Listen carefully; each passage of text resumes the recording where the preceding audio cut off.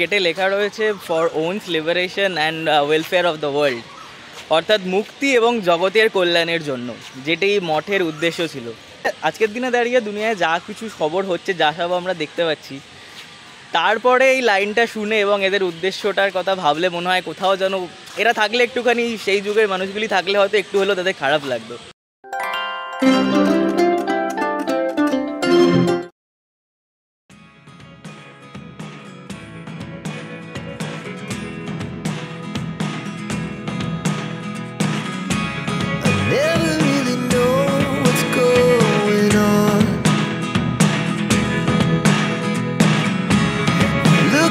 Sometimes like all you want to do is run.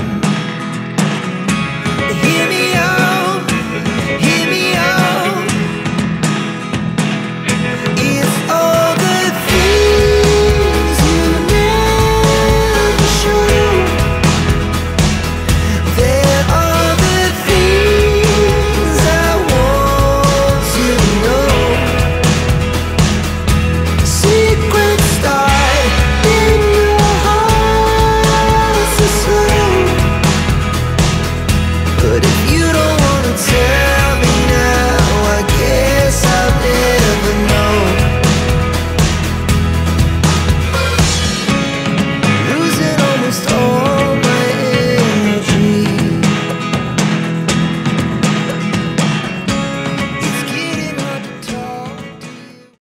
এখন আমরা রয়েছি বেলুড় মঠের সামনে।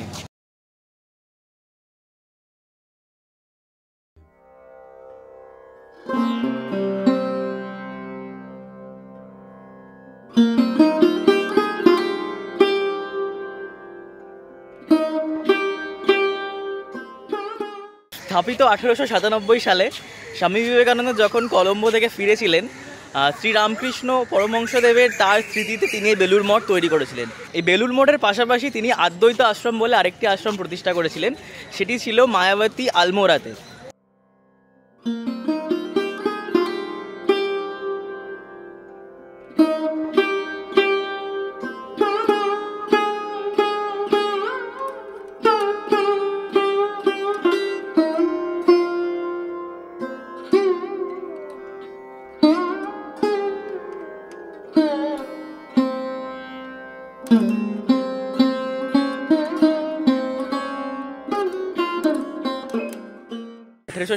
খ্রিস্টাব্দে যখন স্বামী বিবেকানন্দ এই মঠের জন্য জমি কিনেছিলেন, তার আগে থেকেই তিনটি দেবদারু গাছ এখানে ছিল।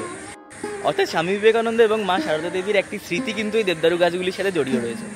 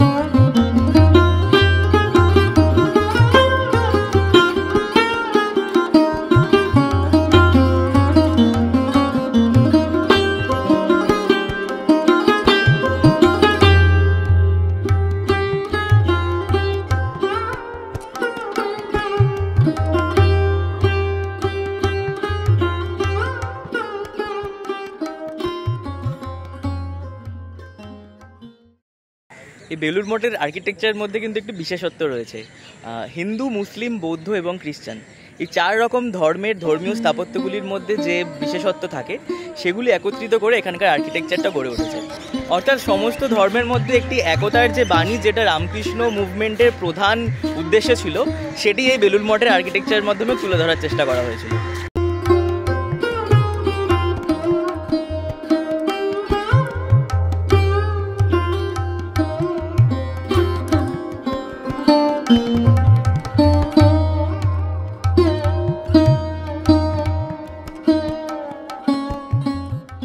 এখানে একটি আম গাছ রয়েছে, যেখানে স্বামী বিবেকানন্দ প্রত্যেক দিন বিকেলবেলা করে জল দিতেন এবং সেই গাছের নিচে তিনি বসতেন।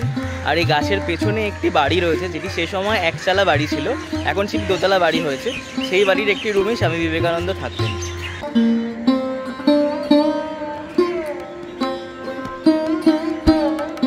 এই আম গাছের উত্তর দিকে একটি মন্দির রয়েছে, যার দোতলায় একটি ঘরে শ্রী রামকৃষ্ণের মূর্তি রাখা থাকতো, এবং এই নতুন মন্দিরটি স্থাপনা হওয়ার আগে পর্যন্ত কিন্তু সেটিই ছিল মূল মন্দির।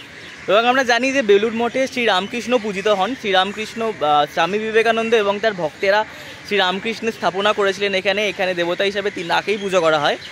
তো এই মূল মন্দিরটা যেটা এখন রয়েছে, এই মন্দিরটি স্থাপনা হওয়ার আগে পর্যন্ত কিন্তু সেই পুরনো মন্দিরেই তার পুজো হতো।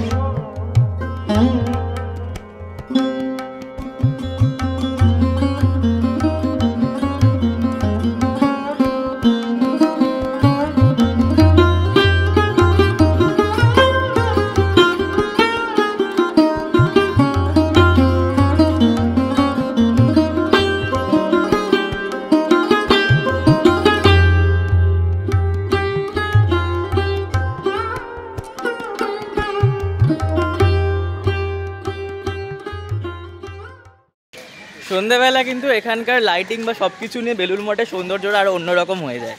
এখানে 8:30 পর্যন্ত খোলা থাকে, সকাল থেকে চালু হয় এবং সন্ধ্যে 8:30 অবধি খোলা থাকে। তো আপনি যে কোনো সময় আসতে পারেন। সকালবেলা আসলে একটু অন্যরকম এখানকার সৌন্দর্য থাকে, আর সন্ধ্যের পর আসলে একটু অন্যরকম লাগে।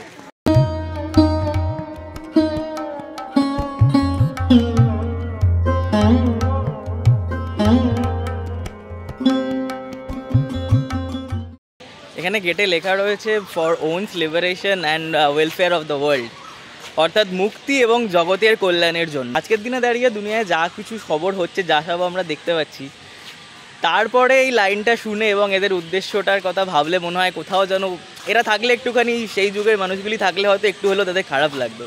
এখানে একটি চার্ট রয়েছে, যেটি রামকৃষ্ণ মিশন 2024 পর্যন্ত যে সমস্ত চ্যারিটেবল কাজ, ত্রাণ এবং পুনর্নিবাসনের কাজ করে থাকেন, সেগুলোর একটি লিস্ট ছোট্ট করে দেওয়া রয়েছে।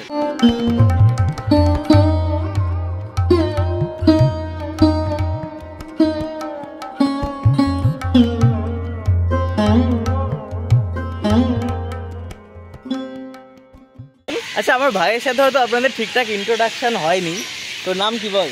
সৃজন দত্ত। ওর নাম হচ্ছে সৃজন দত্ত, আমার মামার ছেলে। তো ওরও একটা ইনস্টাগ্রামের পেজ আছে, আমি লিঙ্কটা দিয়ে দেবো, চাইলে ওকে ফলো করতে পারেন। খুব ভালো ফিটনেস রিলেটেড ও ভিডিও বানায়। আর ইউটিউবে একটা চ্যানেল আছে, আমি সব লিঙ্কগুলো দিয়ে দেবো। আর ভবিষ্যতে ও কিছু নতুন কন্টেন্ট বানাবে, যেগুলো আসতে চলেছে। আপনারা চাইলে ওর চ্যানেলটাও সাবস্ক্রাইব করে রাখতে পারেন, আমি সব লিঙ্ক দিয়ে দেবো এই ডিসক্রিপশানে। তো এখন এখান থেকে বেরিয়ে যাচ্ছি। আজকের ভিডিওটা এই পর্যন্তই।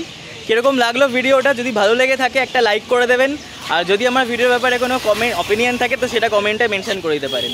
আমার আগের ভিডিওটাতে কয়েকজন কমেন্ট করেছিলেন যে ভিডিওতে কিছু ছোটোখাটো ভুল চুক হয়েছিল, ভিডিওটা হয়তো যতটা ভালো হতে পারে ততটা ভালো হয়নি।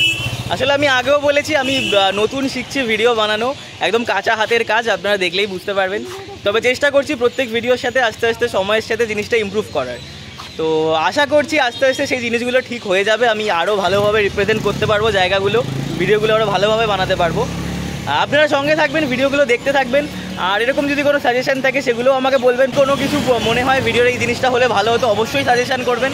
তো সেগুলো আমি চেষ্টা করবো পরের ভিডিও থেকে নিশ্চয়ই ইমপ্রুভ করার। তাহলে দেখা হচ্ছে পরের ভিডিওতে।